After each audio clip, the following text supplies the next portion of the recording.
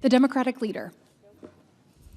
Madam President, Trump going to Michigan today to tout his economic record is like an arsonist returning to the scene of the crime and asking for a pat on the back. Trump has said over and over again that affordability is a made-up word.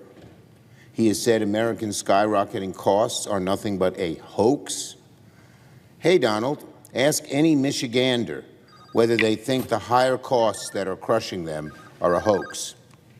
Michiganders and Americans know that rising costs are all too real, and they know who's to blame: Donald Trump and the GOP.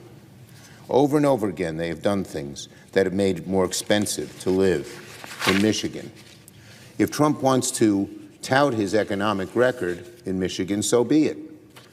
Trump can brag about how Michiganders are forking over $4.23 for a gallon of gas on a car economy because of his failed war with Iran. Trump can take credit for the massive tariff tax he's forcing Michiganders to pay because of the whopping 50% tariff he just slapped on Canada, the state's northern border. The Michigan and Canadian economies are intertwined. How stupid to impose a tariff when the two economies depend on each other. Or maybe Trump wants to boast to Michigan's factory workers about the 75,000 American manufacturing jobs he has lost in his second term. Everywhere you look, the Michigan economy is in shambles because of Donald Trump and his actions. So that's your record, Donald. Go ahead and own it. Trump thinks he's in for a warm reception in Michigan. He's in for a reckoning. On corruption.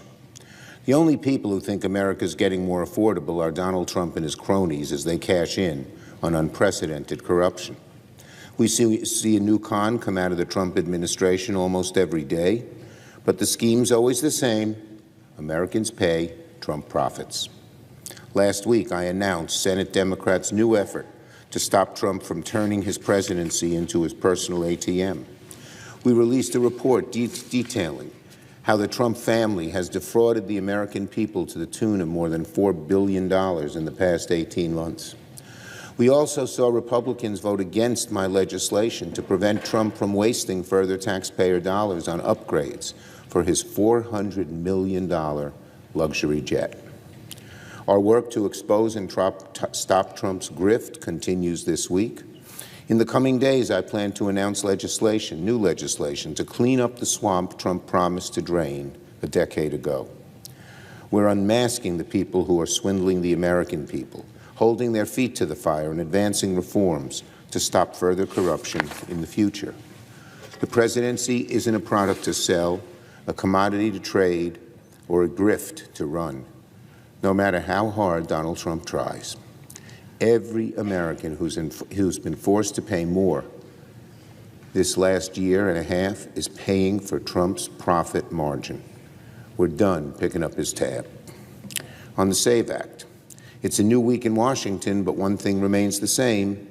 The SAVE Act is dead on arrival in the Senate. Trump keeps tiring himself out running the same play.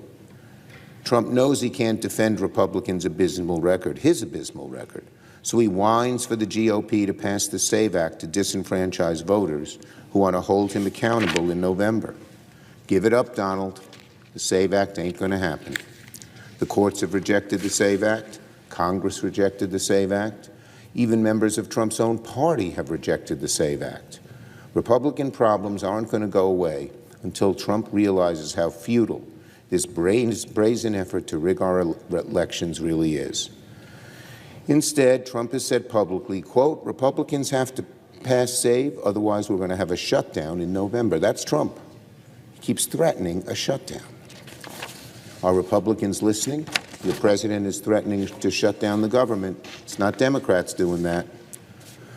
Donald, I keep trying to remind you the last time you bragged about shutting down the government, back when Nancy and Pelosi were in charge then, didn't go so well for you, did you? And it definitely won't now. Republicans can either drop this frivolous and vicious effort to pass the SAVE Act or watch Democrats stop it dead in its tracks. Yield the floor. Note the absence of a quorum.